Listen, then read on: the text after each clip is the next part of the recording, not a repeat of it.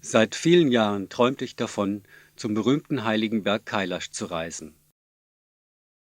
Weil der Weg nach Westtibet lang und beschwerlich ist, schließe ich mich in Kathmandu einer organisierten Trekkingtour an. Von dort beginnen wir unser Abenteuer mit dem Flug nach Simikot. Kleine Propellermaschinen sind das einzige moderne Verkehrsmittel, mit dem die Provinzhauptstadt im abgelegenen wilden Westen Nepals erreicht werden kann.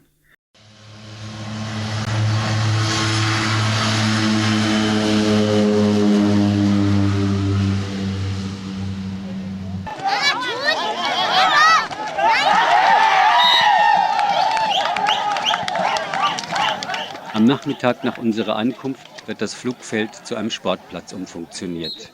Die Spieler sind Polizisten und Soldaten, die ansonsten die Aufgabe haben, den Ort vor den gewalttätigen maoistischen Rebellen zu schützen.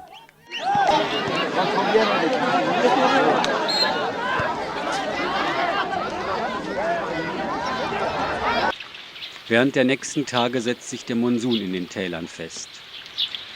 3 Tage lang muss der Mann im Tower alle Flüge absagen. Kein Flugzeug, kein Weiterkommen für uns. Denn unsere Pässe sind wegen der Verzögerung bei den chinesischen Behörden noch in Kathmandu und müssen auf dem Luftweg nachkommen. Und ohne Pässe lassen uns die örtlichen Beamten nicht abziehen. Wir sind alle heiß darauf, loszulaufen. Doch ohne Papiere haben wir viel Zeit zu entspannen und uns kennenzulernen, während unsere Köche, Träger und Reiseführer ihre Freizeit genießen.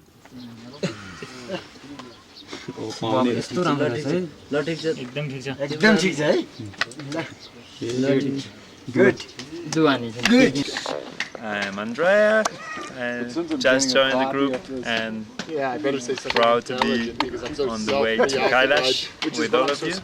Okay, my name is Peter, but are you filming now? But I would like to call me Gavaksha. Okay, you got that? I am from the United States. My name is Randy. What to say? You're a rhetoric teacher, right? I am many things. I have been many things and many people in my life, and they continue to change. And I am looking forward to this journey. My name is Felix, and I'm happy to be here with all you together and making the Kora around the Kailash. Thank you. You have to say something. Okay, I've started. Hi, I'm Francisco. I'm happy to be here. Yeah. Hello, Hello. I'm Mahendra, and I'm very happy to be in the group, and I'm really looking forward to go to the Holy Mountain.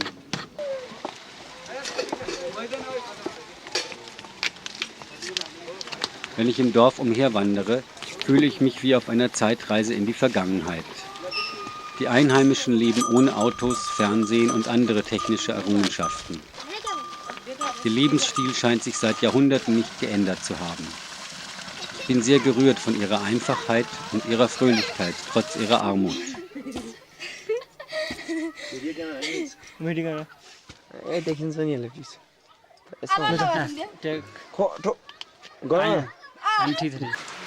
What's the name for leg?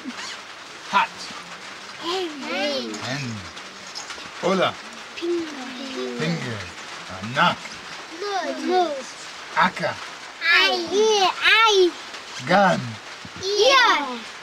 Nak. Aya. Aya. Aka. Schließlich lassen uns die Behörden doch los, auch wenn uns unsere Papiere durch einen Läufer erst nachgetragen werden müssen. In strömenden Regen packen wir unser Camp zusammen.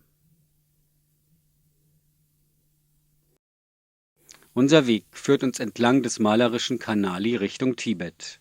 Die Meereshöhe nimmt langsam von 2800 in Simikot auf 4500 Meter am Pass vor der Grenze zu. Dieser Fußweg ist eine alte Handels- und Pilgerroute, die heute wieder in Betrieb ist. In fast stetiger Bewegung ziehen wir an Schafen und Hirten, Bauern und Dörfern vorbei. Wir begegnen einem Lama auf Pilgerreise und Drogpas, Nomaden, die mit ihren Lasttieren Salz vom Hochland zu den Bauern in den Tälern transportieren. Das Gepäck, bestehend aus 5 Zelten, Matratzen, Nahrungsmitteln für 3 Wochen und unseren eigenen Utensilien, wird von Lasttieren getragen. Das sind ein paar dürre Esel, ein Pferd und Zus, eine Kreuzung aus Rind und Yak. Wir besichtigen auch ein tibetisches Buddhistenkloster mit sehr lebendigen jungen Lamas, die sich im Kameradisplay begeistert wiedererkennen. That's a good one. Nice comb.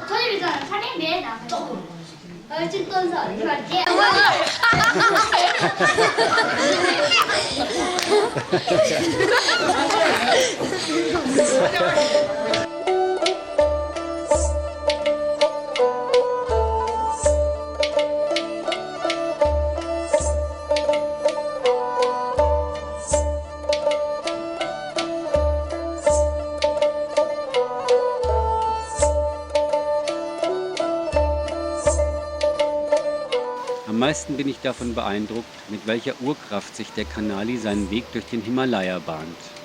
Über 200 Kilometer hat er seine Schluchten quer durchs Gebirge gegraben und dabei viele fruchtbare Anbaugebiete für die Bergbauern geschaffen.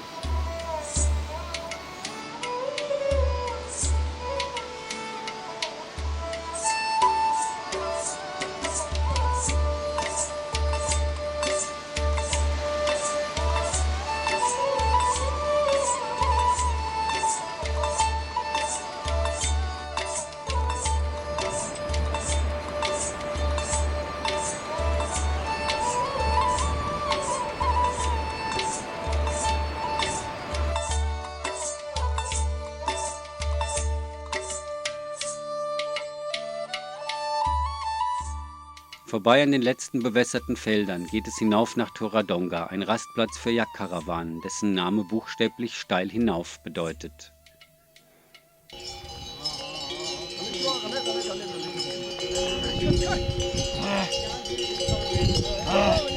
In der stimmungsvollen und windigen Vollmondnacht wache ich zum ersten Mal nachts auf, um tief Atem zu holen.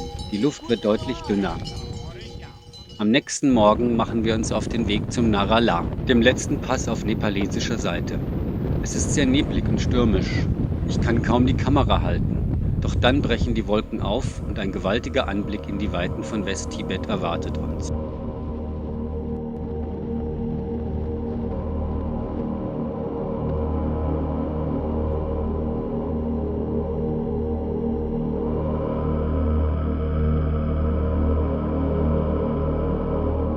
Doch bevor wir in dieses sagenhafte Land hinein dürfen, müssen wir erst einmal die chinesischen Grenzposten passieren.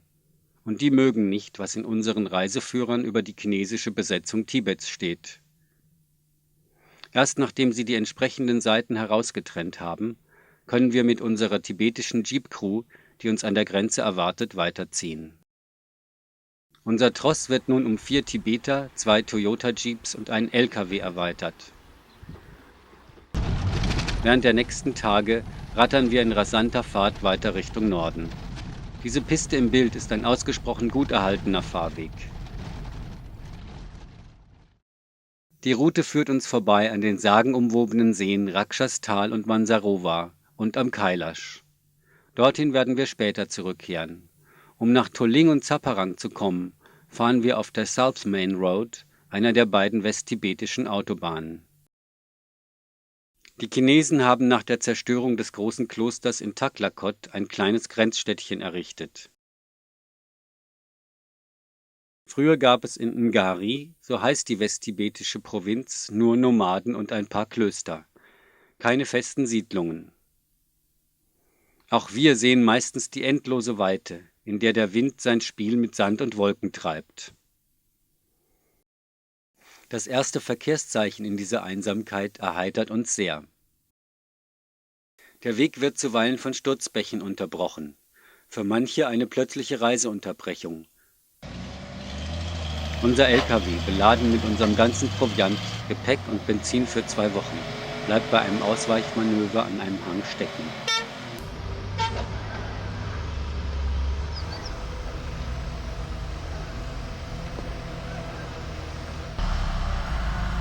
Der Fahrer riskiert bei den Rettungsmanövern Kopf und Kragen, doch alle Abschleppversuche durch Jeeps und andere LKWs sind vergeblich.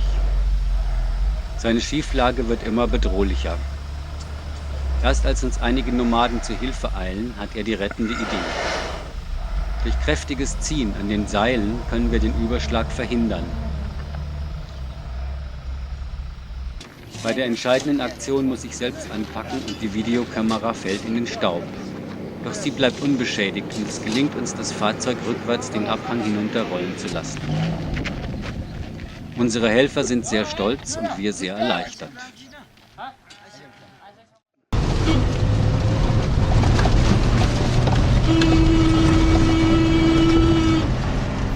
Schon bald donnern unsere Fahrer weiter mit kindlichem Leichtsinn über die holprigen Sand- und Schotterpisten.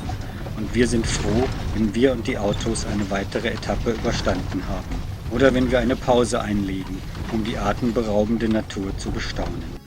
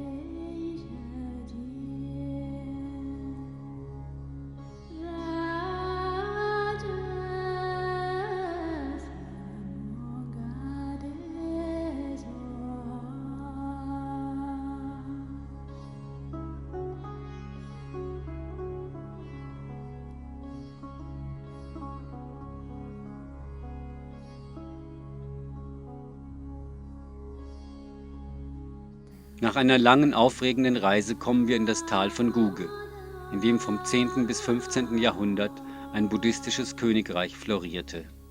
Seitdem war die Gegend bis auf ein paar Klöster fast ausgestorben. Inmitten dieser bizarren Landschaft haben die Chinesen ein Mini-Las Vegas für ihre Grenzsoldaten errichtet. Es besteht aus einer einzigen Straße mit Restaurants, Bordellen und Hotels. Gleich daneben ist das alte Kloster von Toling. Wie in den meisten dieser Gompas ist es den Tibetern seit einigen Jahren wieder erlaubt, das Mönchsleben weiterzuführen und die Gebäude wieder aufzubauen. Doch die meisten Bewohner wurden während der Kulturrevolution umgebracht oder verschleppt.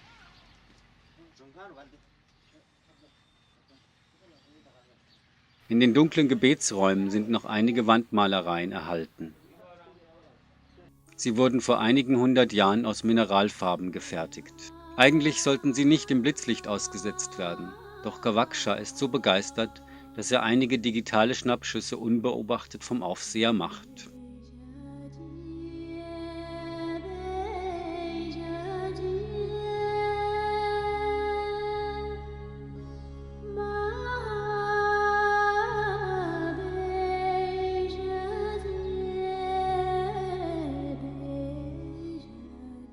Vielleicht wären diese Bilder ganz in Vergessenheit geraten, hätten nicht Lama Anagarika Govinda und seine Gefährtin Ligotami in den 40er Jahren diese Gegend als Pilger bereist.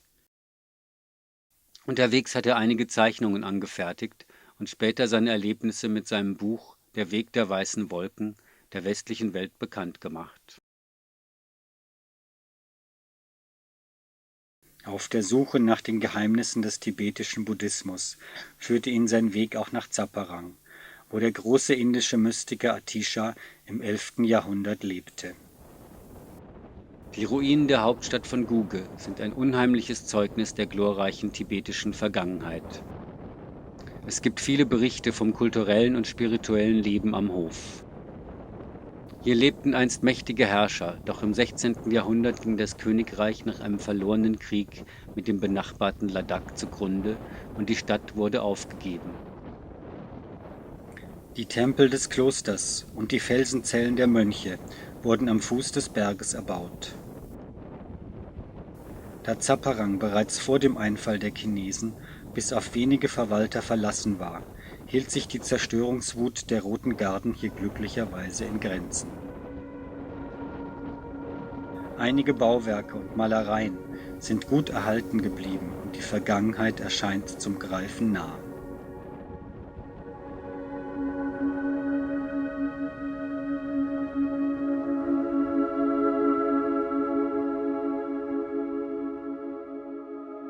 Im oberen Teil der Festung befanden sich die königlichen Räumlichkeiten. Es gab einen eigenen Tempel für die Herrscherfamilie und einen Sommerpalast mit wunderbaren Ausblicken in alle Richtungen. Lama Govinda erzählt uns eine Episode aus den Tagen der erstaunlichen Regenten von Guge. Der König von Guge, Yeshe Ö, der damals in Toling residierte, entsandte eine Delegation nach Bengalen, um den berühmten Gelehrten Atisha an seinen Hof einzuladen. Atisha lehnte ab, da seine Dienste auch in seiner Heimat benötigt wurden. Der König glaubte jedoch, er habe Atisha zu wenig Geschenke angeboten und organisierte deshalb eine Expedition in den Norden seines Landes, in dem es Goldvorkommen gab. Unglücklicherweise fiel er dabei seinem Nachbarn und Feind, dem König von Galok, in die Hände. Um das hohe Lösegeld für Yeshe Ö zu bezahlen, sammelte sein Sohn viele Schätze. Als er in Galok ankam, reichte es jedoch nicht, um seinen Vater freizukaufen. Bevor er zurückfuhr, um die restliche Summe aufzubringen, traf er mit seinem Vater zusammen. Dieser wies ihn an, nicht das ganze Gold für einen alten Mann wie ihn zu verschwenden, der bestenfalls noch ein paar Jahre zu leben habe. Stattdessen solle er es lieber zu Atisha schicken und ihm sagen, dass er sein Kommen höher als sein eigenes Leben schätze. Der Sohn verließ schweren Herzens seinen Vater. Er würde ihn nie wiedersehen. Erneut wurde eine Delegation nach Bengalen geschickt.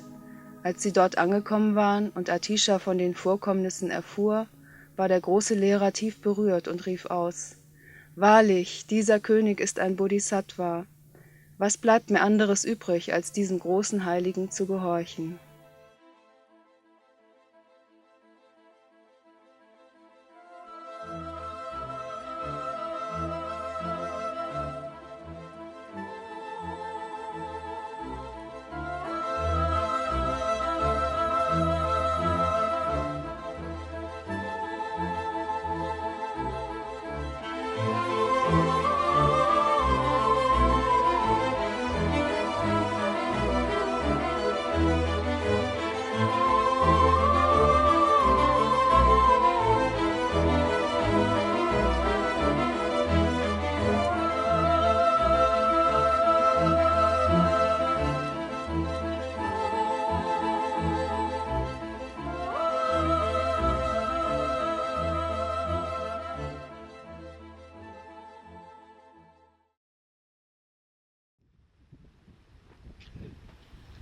Zurück in der tibetischen Gegenwart dürfen wir das Zelt einer Nomadenfamilie besuchen.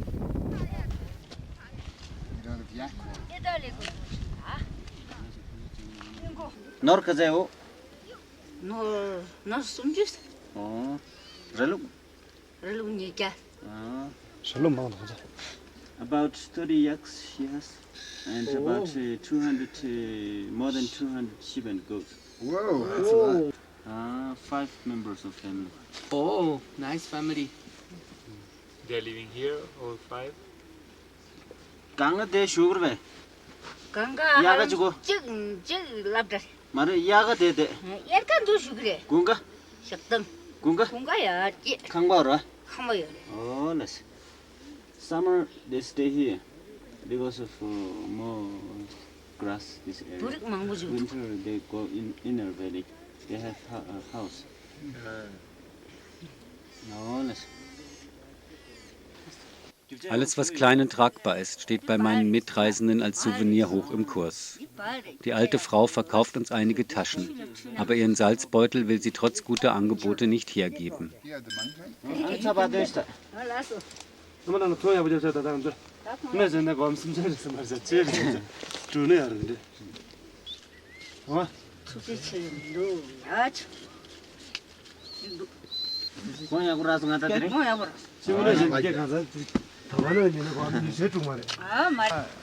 Nima, she's selling her rugs too? Rugs? No, she said I asked already. Oh, okay. Bevor wir gehen, können wir noch die Buttermaschine ausprobieren.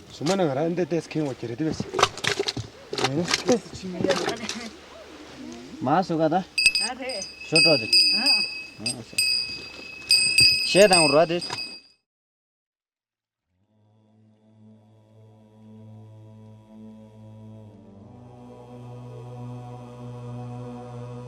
Am nächsten Morgen in Tirtapuri bin ich schon früh munter und erlebe den Sonnenaufgang über dem Transhimalaya.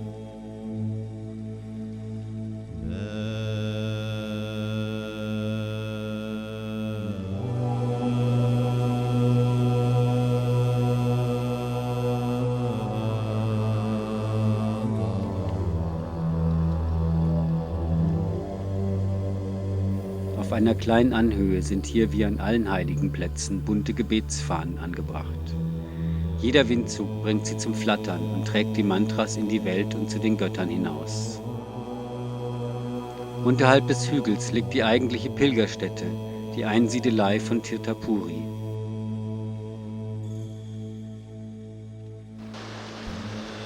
Hier fließt zwischen den von Mineralien bunt gefärbten Hügeln der Satletj, einer der 4 heiligen Flüsse, die in der Kailash-Region entspringen.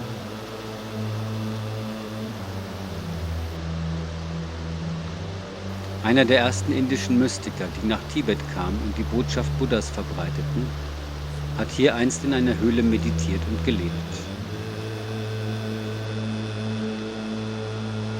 Padmasambhava, der aus dem Lotus geborene, verband die nüchterne buddhistische Lehre mit der schamanistischen Religion der Tibeter und gilt als der Gründer einer der 4 Hauptrichtungen des tibetischen Buddhismus. Später haben Lamas ein Kloster um die Höhle gebaut.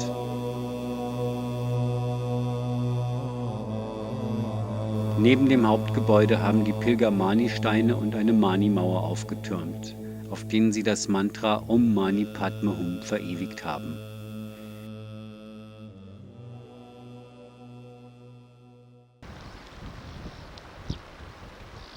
In der Nähe sprudeln heiße Quellen aus dem Fels, denen verschiedene Heilkräfte nachgesagt werden.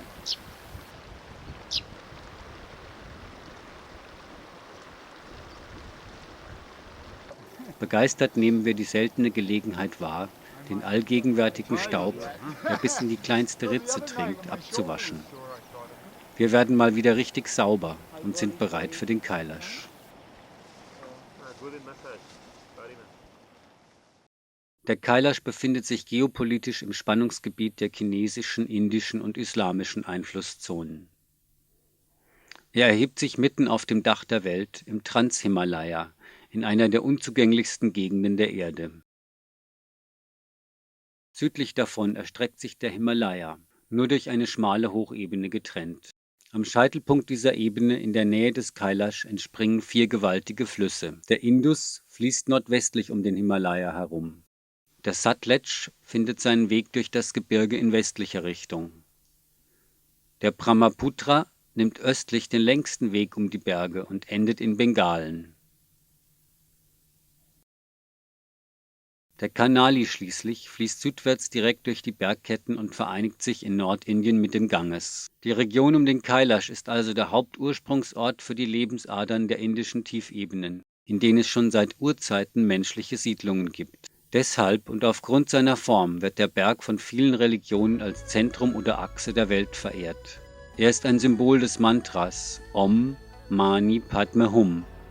In der Lotusblüte zeigt sich der Diamant. Für die Hindus ist er der Wohnsitz des mächtigen Shiva, Gott der Zerstörung und Erneuerung. Er residiert dort mit seiner geliebten Parvati. Für die Buddhisten ist der Gipfel die Heimat des tantrischen Gottes Demchok, der häufig in einem Mandala dargestellt wird.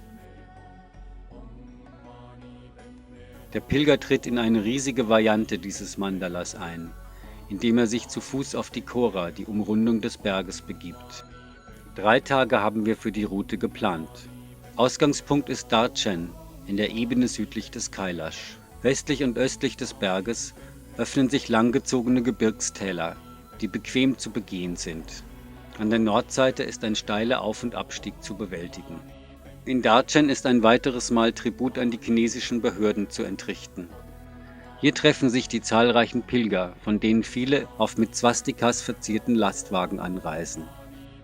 Die Swastika, auch Sonnenrad genannt, ist ein uraltes Glückssymbol der Hindus und ist in stilisierter Form auch an der Südflanke des Kailash zu erkennen.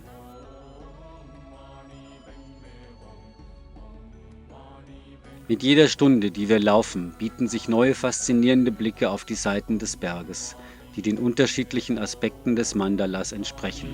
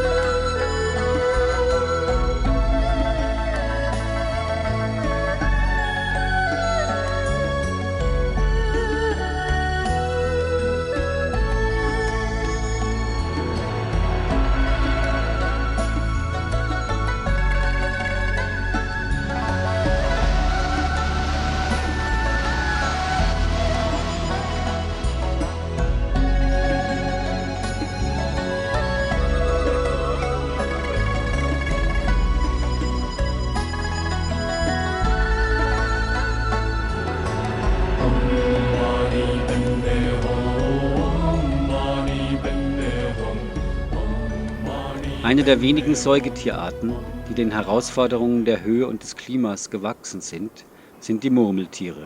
Hier gibt es Hunderte von ihnen. Sie müssen immer auf der Hut sein, um jagende Hunde und Greifvögel rechtzeitig zu entdecken. Dann warnen sie sich gegenseitig mit lautem Pfeifen und verschwinden schnell in ihren Höhlen.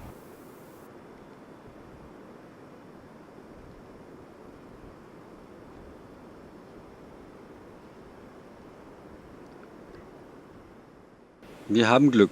Das Wetter ist sonnig und warm und wir genießen mit unserer Yak-Karawane eine fantastische Wanderung. Wenige Tage vorher noch haben einige Inder, vermutlich schlecht ausgerüstet, im eisigen Sturm den Tod gefunden. Wir beschreiten den Weg im Uhrzeigersinn, wie die Hindus und Buddhisten.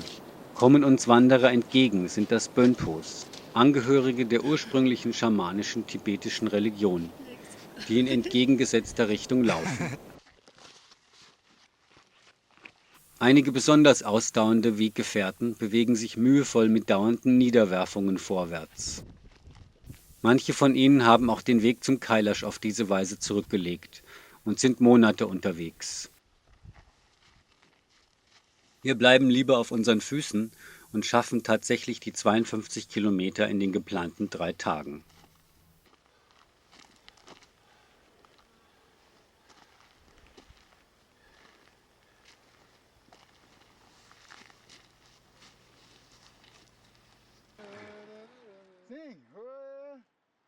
Who sings? Her? Woo! Movie.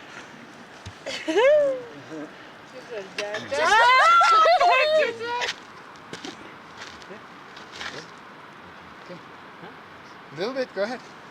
Little or more? Little. I don't have much to spare. Little? Yeah, it doesn't matter. Go ahead. Whatever. See? Good. And what do we do? Do we say anything? Huh? Do we say anything? You want bigger? Yeah, I want to be big. I don't want to be so small. Yeah, okay. Nach etwa der Hälfte des Weges kommen wir in Shiva Zal vorbei, dem symbolischen Friedhof auf der spirituellen Reise. Hier stirbt das Ich des Pilgers und als Zeichen dafür werden Haare oder Kleidungsstücke zurückgelassen. Von Freunden und Verwandten, die die Pilgerfahrt nicht selbst unternehmen können, bringe ich Haare mit und streue sie in den Wind. Om Mani Padme Hum.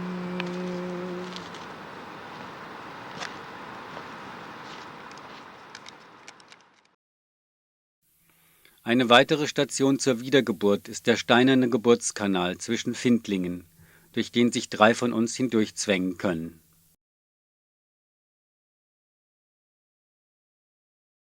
Dann geht es steil hinauf nach Dol Ma La, mit über 5630 Meter der höchste Punkt unserer Tour.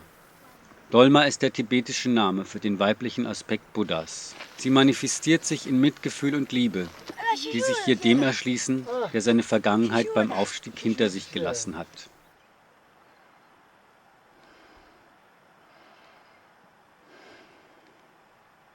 Das Erreichen des Passes ist Grund zum Feiern. Wer es bis hierher geschafft hat, kann seine Gebetsfahne in die gewaltige Ansammlung einreihen. Und wenn es Wind und Wetter erlauben, gibt es ein Picknick, an dem sich auch die Spatzen erfreuen. Eigentlich will ich hier mehr Aufnahmen machen. Doch bin ich so überwältigt von den Eindrücken, dass ich mich nur bäuchlings auf einen Stein lege. Ich komme auch nicht dazu, im Gaurikund unterzutauchen. Dieser kalte See der Gnade liegt gleich unterhalb des Passes. Nach einem langen Abstieg schlagen wir unser Camp in einem lieblichen Tal auf. In dieser Gegend soll Milarepa, Asket, Musiker und Mystiker, lange Zeit in einer Höhle verbracht haben. In einem seiner vielen Gesänge beschreibt er sein Leben am Kailash. Ich alter Mann sing fröhlich dieses Lied der Heiterkeit und Freude, das verheißungsvoll Glück und freundliches Geschick beschwört. Der Gipfel des Juwelenbergs, der die ersten Strahlen der Morgensonne spiegelt, ist die Krone, geschmückt mit den Girlanden weißer Wolken. An den Leib des Berges schmiegen sich ständ'ger Dunst- und Nebelschleier. Den ganzen Tag fällt sanfter Nieselregen, während Regenbogenstrahlen glühen. Herbstblumen blühen hier in Farben aller Art, und Kräuter voller Kräfte sprießen in Vielfalt ohne Zahl. Es ist das Paradies der Rinder, dies Mutterland der Tiere. Dies ist der Schneeberg, von dem die Götter sprechen. Dies ist der Ort, an dem so oft ich meditiere.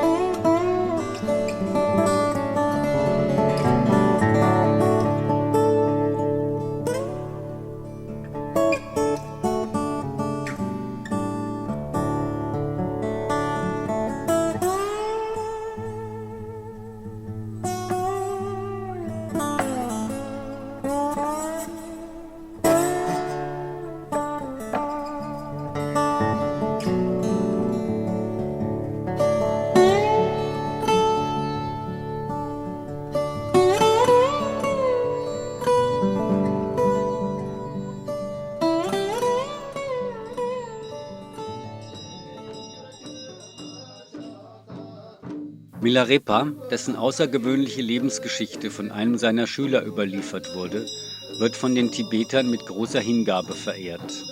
So wurde natürlich auch seine Höhle von einem Kloster, in Tibet Gompa genannt, umgeben. Wir erleben dort das Gebetsritual zweier Mönche.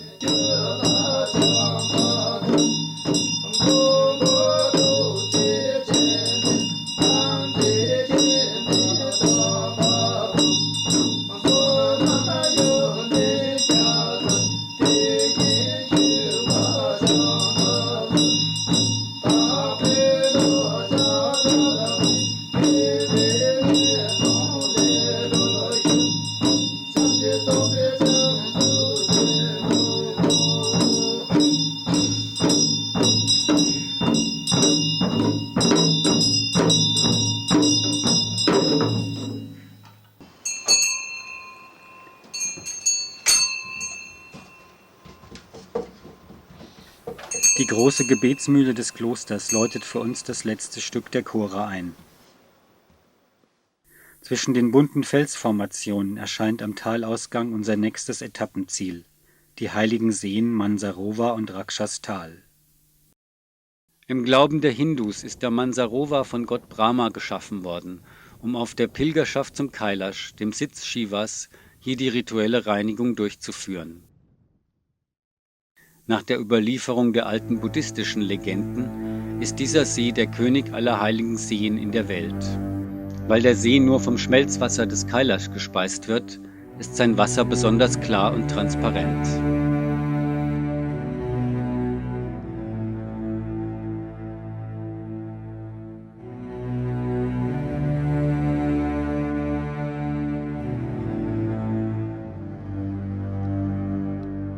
An seinen Ufern sind viele malerische Gompas angesiedelt.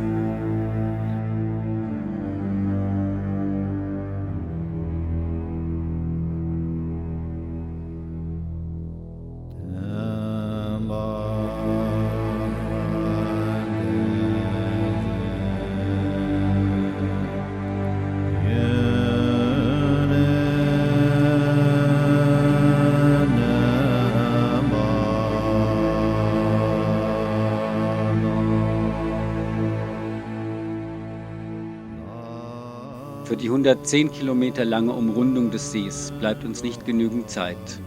Wir wandern nur ein paar Stunden an diesem Quell der Ruhe und Besinnung entlang und nehmen trotz des eisigen Windes ein kurzes Bad.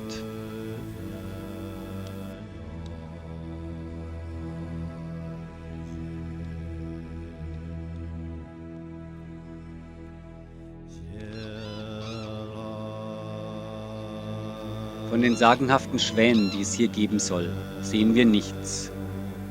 Doch auch die stolzen Schwarzhalskraniche im Morgengrauen sind ein großartiger Anblick.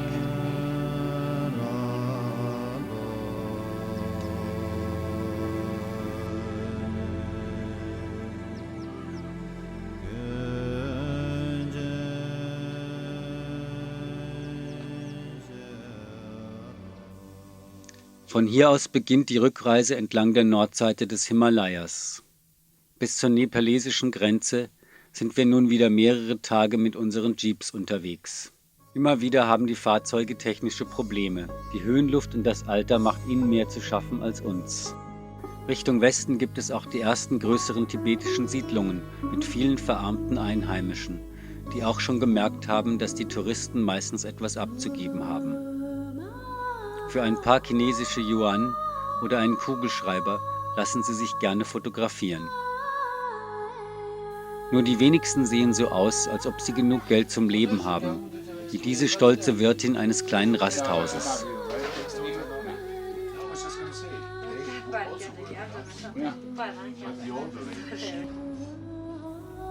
Unsere Fahrer genehmigen sich das berühmt-berüchtigte Nationalgetränk, einen Buttertee.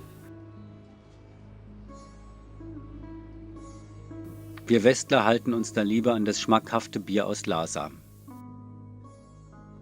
Der dritte der heiligen Ströme kreuzt unseren Weg. Wir überqueren den Brahmaputra, der in Tibet Sampuyalung heißt, mit einer kleinen Fähre.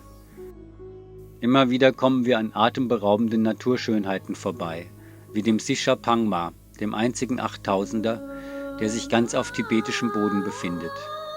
Majestätisch thront er über der Hochebene.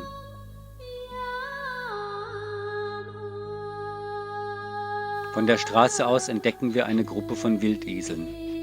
Diese scheuen Tiere sind eine sehr selten gewordene Spezies.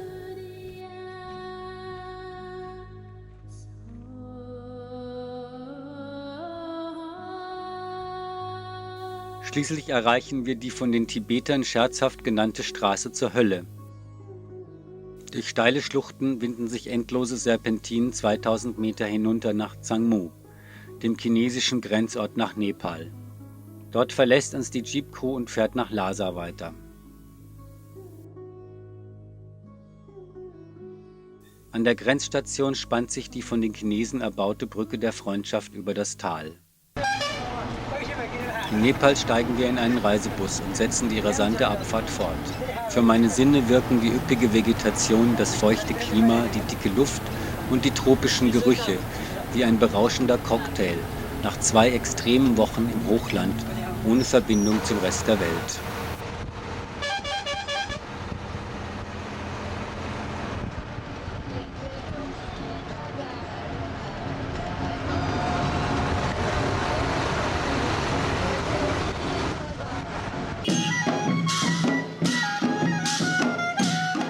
Die letzten Tage verbringen wir in Kathmandu.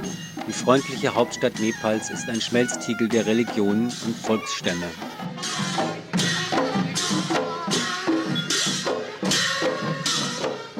Frühmorgens mache ich mich auf den Weg, um ein Festival zu besuchen.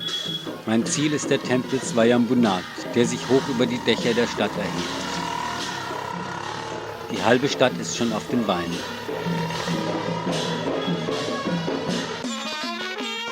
Es ist ein fröhliches Festival. Mehrere musizierende Trupps kommen mir vom Tempel her auf ihrem Weg in die Stadt entgegen. Es geht 365 Stufen hinauf zum gemeinsamen Heiligtum von Hindus und Buddhisten, das seit einigen Jahren auch als Weltkulturerbe anerkannt ist. Buddhas Augen wachen in allen 4 Himmelsrichtungen über das geschäftige Treiben drumherum und im weiten Tal.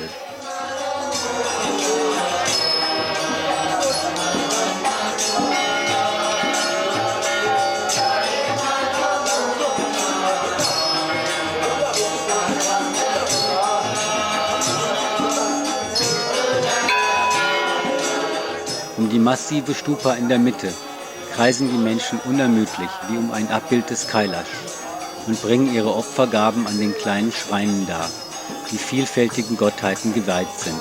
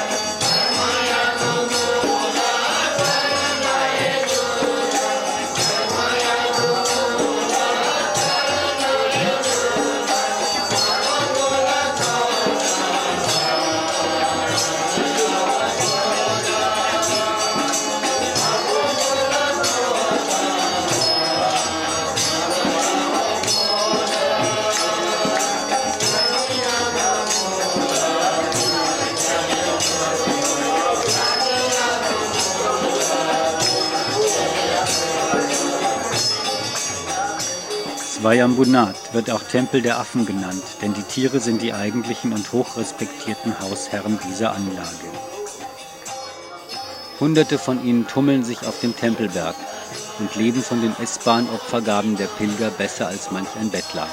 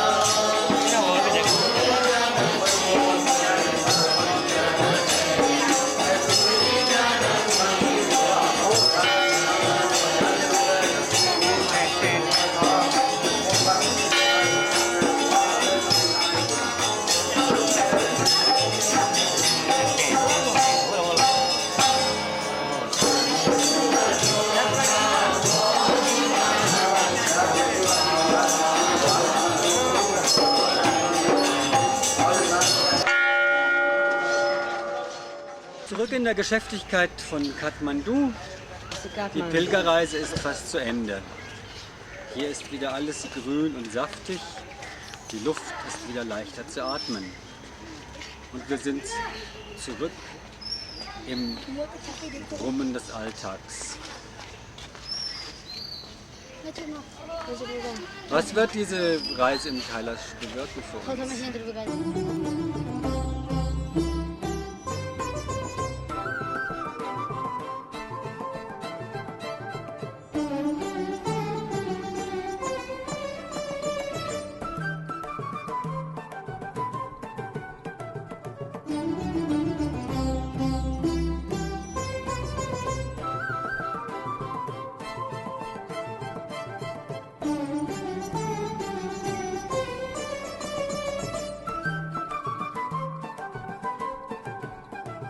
Die Erfahrung dieses Trekkings wird mich mit noch mehr Freude an das Leben heranlassen und ich werde mir Mühe geben, vor allem Anhaftungen weiter abzutragen.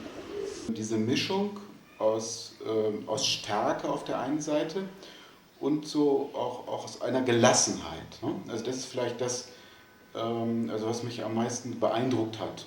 This was my first time to lead the group without group leader from Europe. But I felt very much easy, even though there was no group leader, probably because of you guys were very flexible.